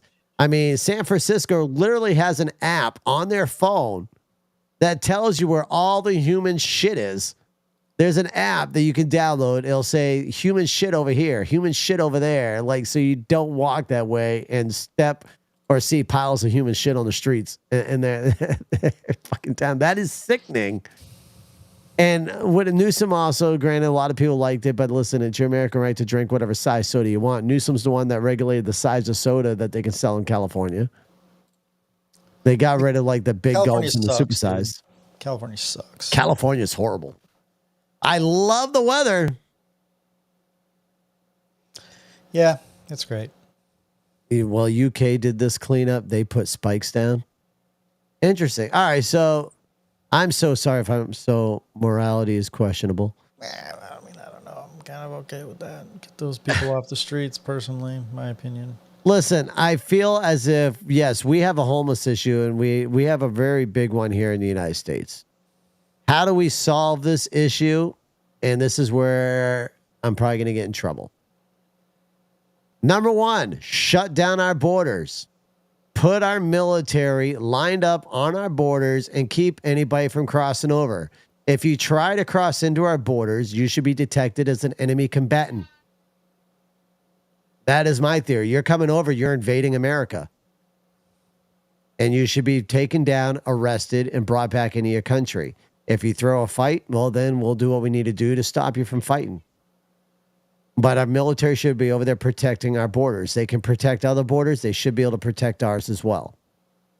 Number two, fuck hiring all these extra IRS individuals. Let's hire more Border Patrol. Let's hire more ICE and start having ICE cracking down on these streets and grabbing every freaking illegal in America, cuffing them up and bringing them back to whatever country they came from. If they are here illegally, they need to go back to their country. If they want to come in America, that's fine. Come in America legally. There was a state representative, I believe, that just recently said, hey, if let's take a lot of these illegals because the military's having issues, with the recruitment issues, let's go ahead and have them serve the military. Why? They're not able to do it. You know why? Because number one, they already broke the law. In order to join the military, yeah, you got to be a law-abiding citizen. There's waivers for you to sign or whatever. But when you come into America illegally, you're already a criminal here in our country because you illegally came over in America. That automatically makes you a criminal. You broke the law. That's already takes away your citizenship when you come into our country illegally. So we get them out of here. After we get them out here, and listen, Zoo or Zia, however you pronounce your name. I'm sorry if I'm getting that wrong. I'm going to get to you on our own homeless. Yes, we have a lot of veteran homeless people here. But I'm just saying that we need to get rid of all these people coming over our border because the reason why is we need to focus on the people that truly matter right now, and that's the people in our country. Just like everybody else in their country needs to focus on their country, America needs to start focusing on Americans. We need to stop focusing on Ukraine. We need to stop doing our money laundering over there. That's just getting ridiculous. We need to stop focusing on Israel. I hate to say it, but we need to start focusing on Americans. Start taking care of our own. We could fix with all that freaking money that we given to Ukraine so he can buy his freaking yachts and shit. That could have housed a lot of homeless people here on American soil. That could have housed a lot of homeless people. That could have helped out a lot of freaking veterans here on American soil. You know, a lot of the veterans that are getting trouble right now that from the VA, they can't get through to the VA. They're waiting friggin' months upon months to be helped through the VA. That could be helping out those veterans. We have the veteran suicide here in America is so freaking high because our VA system sucks. We don't take care of our own. We're too worried about in our country taking care of every other country than we are taking care of our own people. So that's my opinion. So how do we do this? We get rid of all the illegals. We start focusing on our own. And we tell every other freaking country this for them, they need to take care of their own shit. Unless it starts becoming and being a security threat for us. I'm sorry, but Ukraine's not a security threat for America. It's not. Like Bill the host saying over in chat, we need to stop the proxy wars. 100% agree with you. But Gary, I'd love your opinion real quick. Because I'm getting heated. I'm going to take a couple of puffs. I don't know. I don't know if I have the answers for this. I think it's far more complicated than it seems on the surface. I know that a lot of those people are being paid to be homeless. They've admitted it on multiple interviews. There's a fentanyl crisis that's going on that's not helping people. There are a lot of programs in place to help the people that are homeless, but for one reason or another, the people don't want to go to these shelters and they don't want to go and take advantage of the programs that are put in place. And so that makes you question the motivation behind why are they homeless then? Like, there's people who have traveled here to Portland. I've watched multiple interviews with people who are going out and talking to these individuals who are living on the streets, and like it seems like some of them have just fallen on hard times. A very, very small percentage of those people do take advantage of the programs, and they get food, and they do whatever they can to get off the streets. But the vast majority of them, for one reason or another, don't want to take advantage of the programs. And so are they just sick of society and they just kind of want to meander about?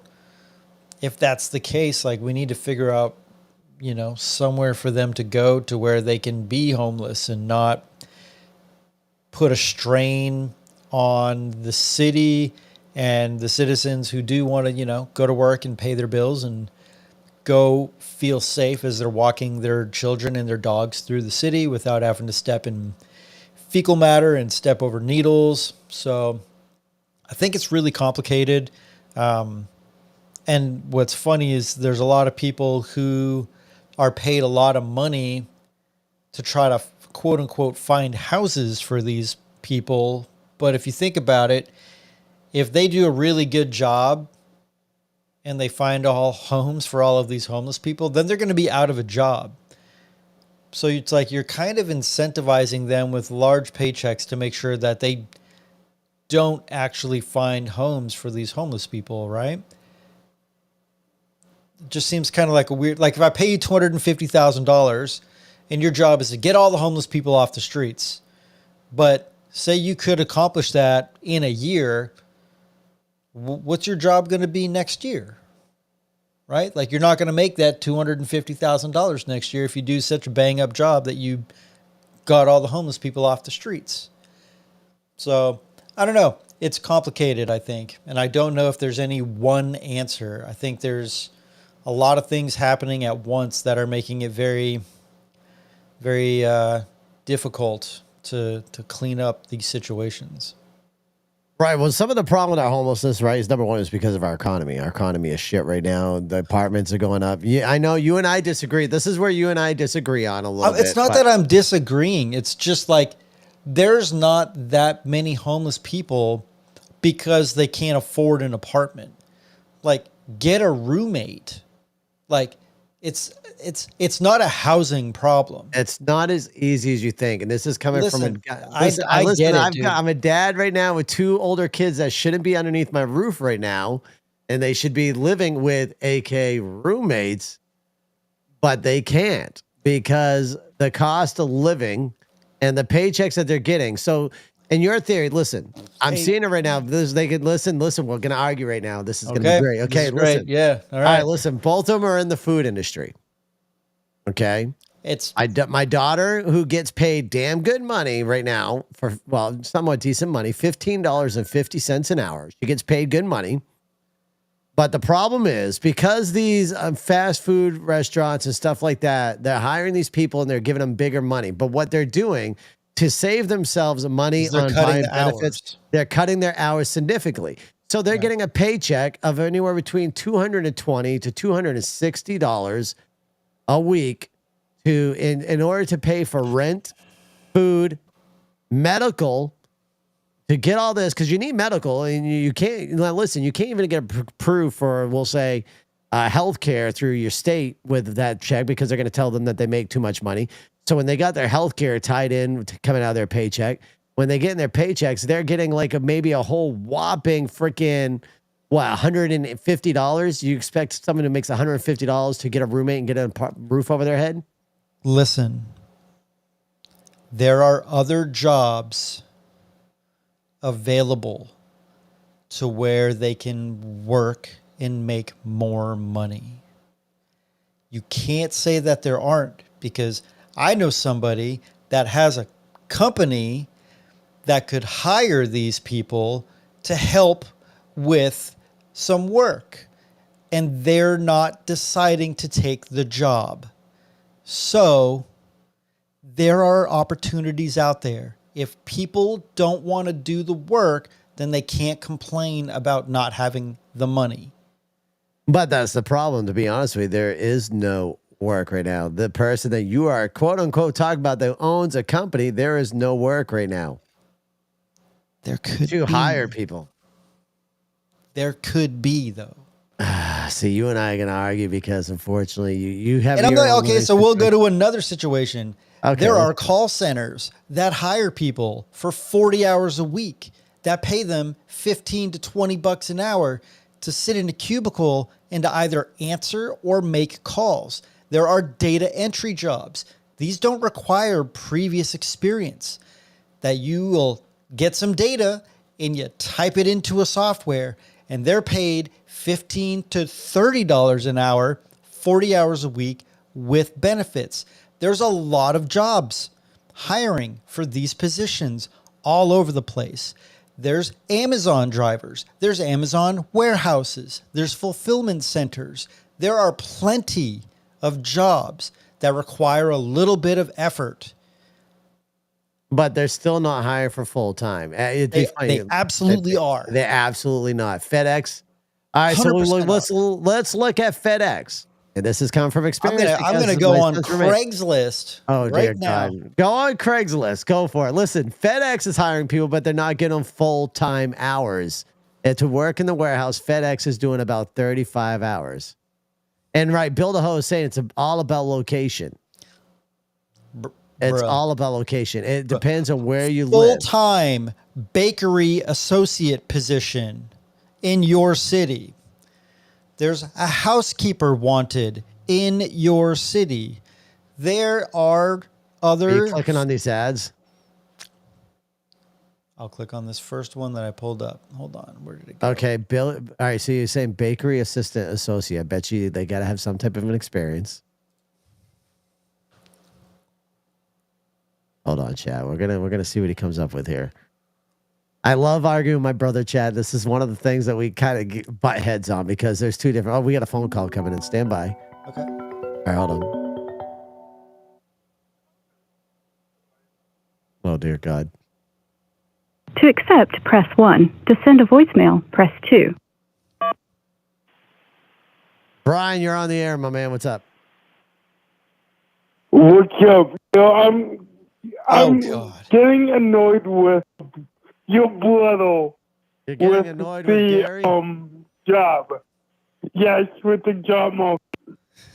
The job market is so terrible right now. I can't even find a full-time job. And I've been looking for about a year and a half.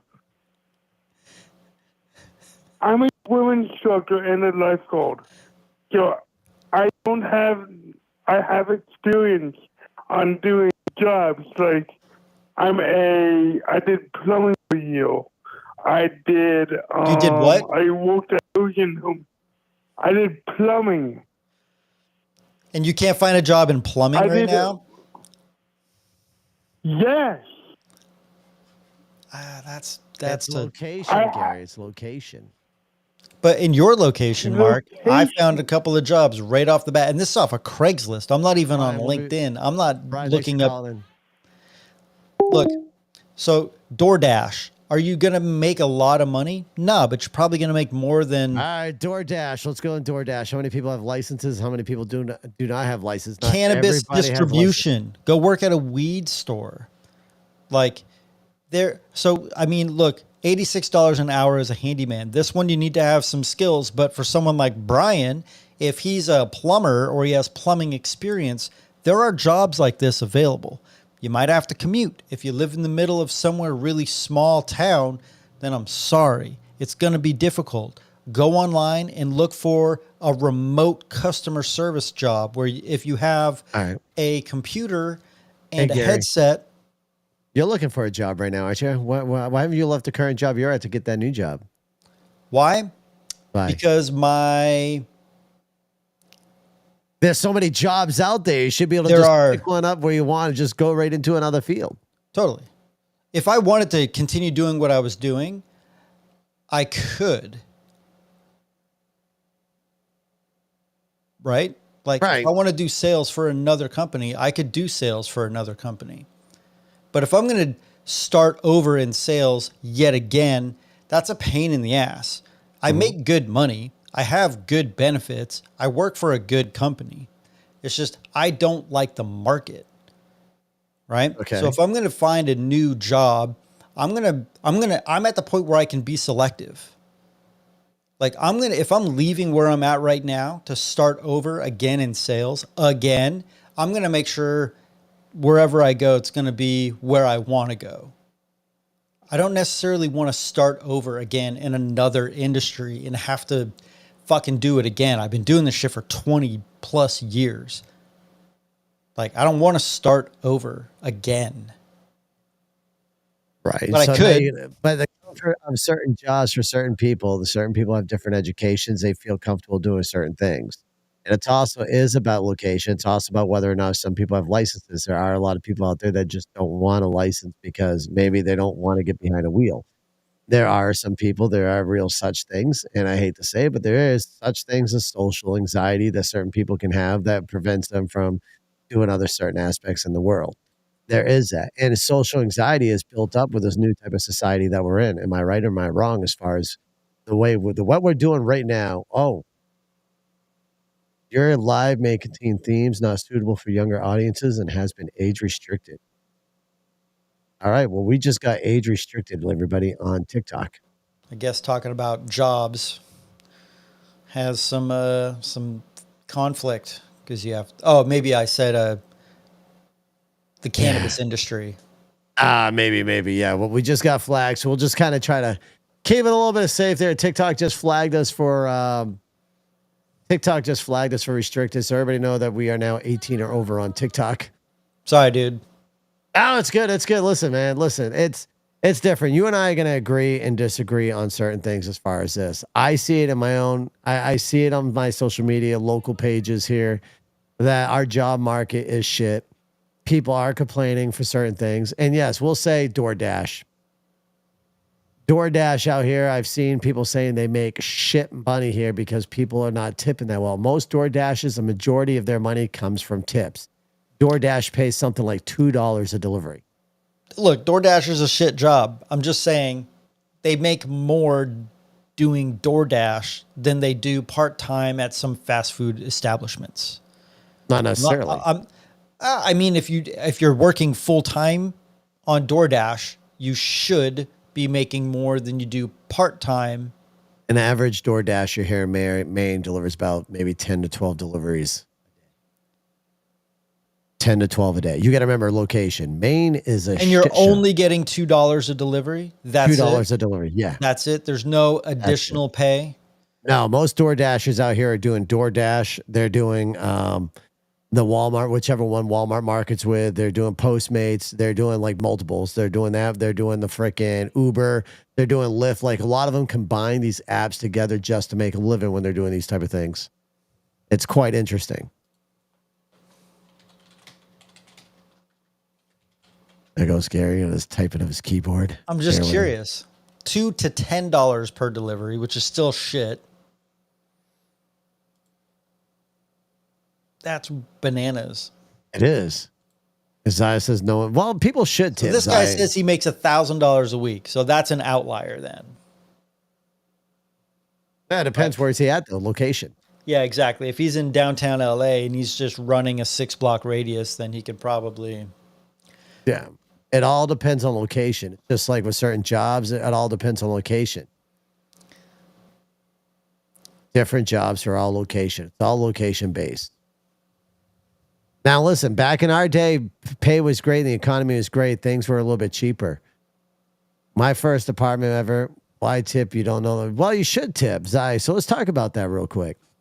So Zai's saying over there, no one should tip. I honestly think, listen, if you got great service, your delivery driver got you your food hot.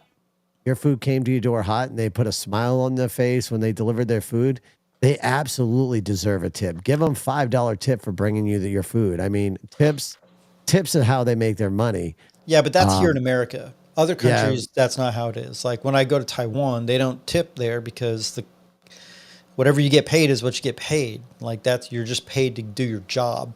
Here in America, the restaurants find ways to like screw over their employees, which That's the one thing that really bums me out about the food industry. Everybody here eats out, and the people that work there are definitely being taken advantage of by the restaurant owners. They are. I So understand margins are tight, but it's like, Jesus Christ. Like, right. So Zai, let me tell you, in the UK, that I see that what he's saying, but here in America, we'll say you get your average delivery driver.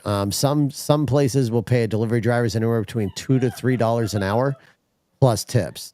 And then there are some that I think they just recently changed the law to now where it's minimum wage. So that's $7.25 an hour that they're making delivering pizzas or whatever, and then plus tips. So think of somebody who's working an average, we'll say 8-hour day, at $7.25 an hour, and they're getting roughly 25 hours a week. If they were just making that, there was no way they'd be able to live. Well, exactly. No, I'd agree with you. Well, then pay them a wage. But unfortunately, that's not here how it works in America. So that's why they depend on tips. That's why they, like right now, this is the biggest tipping season for them. Right now, this week that we're coming up with, most delivery drivers you're going to see getting anywhere between $10 to $20 in tips because, it's Christmas time. If people got it, they're going to be tipping. I'm what you call your $5 average tipper, though. That's about all I ever tip is $5 because most places don't have to go far to deliver food to me. They're right around the corner. yeah, but if you look at a place like In-N-Out pays their employees a respectable wage for that market, right? And then if you look at John's Pizza, whatever, if there's a John's Pizza out there, I'm not calling you out directly. It's a generic name. So if there's a John's Pizza out there and he's paying his guys minimum wage and he's expecting them to bust their ass for 40 hours a week, then, I don't know, man. That's the biggest reason why I never worked in food. Well, that and if someone went off on me because the kitchen fucked up, I would throw their food in their face. I don't have the patience for it because people, when they're hangry, are disrespectful. But I feel like restaurants should pay their people better, and they should, definitely keep the people around that are doing a good job. See, I don't know how much 10 quid is, so unfortunately I wouldn't be able to relate to that, what that is for American dollars. But yeah, I'm not sure what 10 quid is. But to be honest with you, even $10 an hour is like be a slap in the face for somebody here. Totally. The economy, listen, you guys, when a dozen eggs can cost you $4 to $5 for a dozen eggs, that's pretty ridiculous. How much? $4 to $5 for a dozen. Really? Yeah. Sometimes you'll catch them on sale for $1.89 to $2.99. Why don't you just buy a flat then? I pay like $8 for a flat. That's 60 eggs. What the fuck's a flat? 60 eggs. It's a carton. It's like a carton. 60 eggs. No shit. Yeah, it's like $8. Or like maybe 12. Or like right now, we'll say chicken right now in our store. You can get 2 pounds of chicken and it's right around $8 for 2 pounds of chicken. You're going into like beef right now. You're not going to buy any beef right now for under 10 to $12. And then it goes all the way up to you got to buy it in bulk. 100. I'm telling you, dude. You say that. Next time I go to Costco, I'll take some pictures for you. You'll be quite amazed at how expensive that shit is here in our Costco. I know you're like buy it in bulk. Next time I go to Costco, I will definitely show you. The prices here, dude, are outrageous. He's looking up. Yeah, Gary. I love when we do with these things with Gary's, y'all, because when we're talking with Gary's instantly, you'll hear him pounding that keyboard. Like that poor keyboard. I'm just curious. Just curious how much it is, right? So that's ribeyes. We don't need to look up ribeyes. That's a little much. Like you can buy cube steak for pretty damn cheap. Cube steak's always cheap. You can get cube steak for about $5 a frigging pound and a half, 2 pounds. Yeah. For 2 pounds? Yeah. For $5? For $5. Yeah, so then you grab 10 of them bitches. At least. Oh man. Yeah, I don't like the Costco website. It's not giving me what I'm looking for. But yeah, chat. Anyways, regardless, the economy sucks. This administration sucks. Gary and I can sit here and argue on and on. People will there'll be some people that'll probably reside with him. There'll be other people that reside with me. The economy sucks, in my opinion. The job market sucks, in my opinion. In all reality, we're living in some screwed up times. Do I think we're living better underneath the Trump administration? Hell yes, because in the Trump administration, I was able to afford shit. I was. During this administration, I find myself, even as a business owner, hurting. This economy is horrible. Zai says economy is a boob stream. It is. And the sad part is people, whoever we get in office, whether it's Biden, whether it's Trump or Vivek, I'm going to tell you right now, we're not going to see the prices really dipping. I'm hoping we're going to see our gas going down. But we will see better sales in certain things. It's still going to take longer than 2 years for us to fix what happened. It's still going to take about 2 years before everybody starts realizing, okay, I'm starting living more comfortable again. It's going to take a while to fix America. But the damage that has been done due to this current administration, it is going to take a while to get fixed. It's not going to happen overnight. And the ripple is happening to some of the other countries as well. Other countries are feeling it. Yo, man, I couldn't agree with you more. I do hope the vegan thing dies away, man. I don't get how anybody can just sit there and eat veggies all day long. No. Rabbit food belongs to be fed with other meat courses, not just freaking 86% OG land is arable. Listen, y'all, the vegan thing drives me crazy. Matter of fact, I just talked to somebody whose roommate is vegan, and I was giving him so much shit here on TikTok.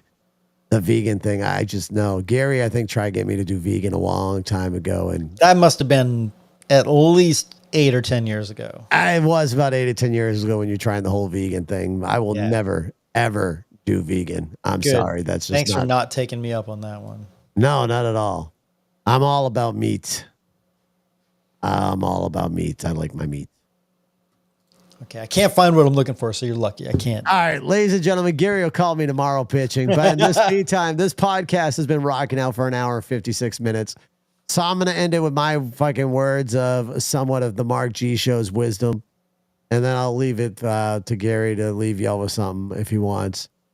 But listen, folks, as we come into the end of 2024, it has been an amazing year on this podcast with everybody else. And the reason why I'm doing this, I don't think there's going to be a podcast next Sunday because it's Christmas Eve. So it has been an amazing year with all of you on here. This podcast has grown since the beginning of this year. I will say we have grown tremendously. And it wouldn't be grown without all of y'all. So I do appreciate all of you there. Currently in the state affairs that we are here in the United States, I can't say this enough, but please stay vigilant because anything can happen. I'm not saying it's going to. Please keep that in mind. I'm not saying that tomorrow there's going to be a nuclear bomb coming to flying at us. I'm not saying that tomorrow that every friggin' terror cell out there is going to come out and attack us. But what I am saying is there's chances. And if there is a chance that there could possibly be an attack here on American soil, you should be prepared. And if you're not prepared now, I say go out and do some shopping when you can. Listen, times are hard. Everybody's buying gifts for their families and stuff like that. I get it. But at least buy a couple bags of rice, a couple of things of water. You know, be yourself prepared. Just have a little bit of something to get you by for a little bit. And always stock up on a good old ammo. Everybody needs a little extra ammo in their life. That's my thoughts. Those are my opinions. You can like them and dislike them. I don't give a flying rat's ass. But we're going to go down to Gary. Gary, what do you got to say?